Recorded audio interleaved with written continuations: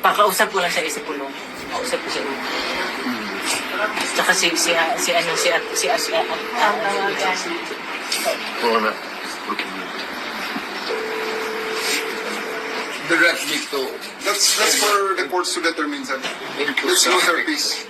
As a former president, sir, as a prosecutor, Kaya nga, and a highly regarded president, sir, and prosecutor, let me ask you a direct question. Where are you bringing it? I'm bringing you to the Hague, sir, the Netherlands. That's impossible. Magkakaroon. Ano yan? Please, sir, we have already settled that. The decision has been made. Hindi ito. Andiyan naman, sir, ang mga lawyers mo. Nakita naman nila, sir. Hindi yan. It's a decision of... Apat, sir.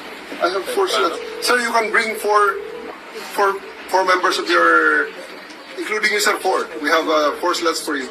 No. You know, Andre, I'm sick. I'm sickly. May doktor tayo, sir. May dalawang doktor. 80 years old. Hindi lumalabas ng ano ang Sila. Let him speak. I'm sickly. You have to determine first if I am fit for travel. Yes, sir. We're going to ask our doctor now, sir, to examine you. If you will allow us, sir. Ito, sir, ang doktor natin, sir.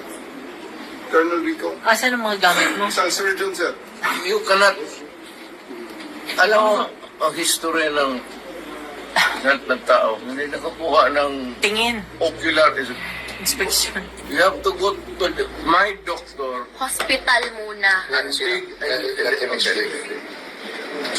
Tignan mo ang record. Sabihin mo ang gobyerno, titignan mo na yung record. Hindi pwede yung gano'n. Gestapo yan.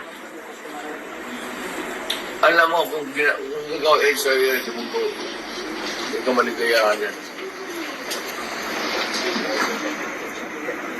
Why bring me to the Hague when my court of first instance already?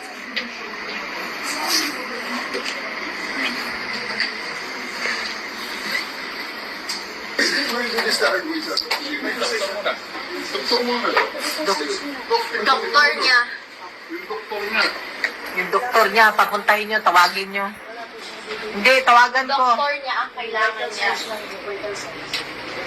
Diyos ko, anong klase yan? Vital signs lang? Ganyan, ocular ninyo? Madami siyang sakit. Kailangan niya yung doktor niya. Mga medicines niya hindi pa ready. Sa mga gamot po niya, aalis siya. Alam mo ba yung... Marama kong sakit.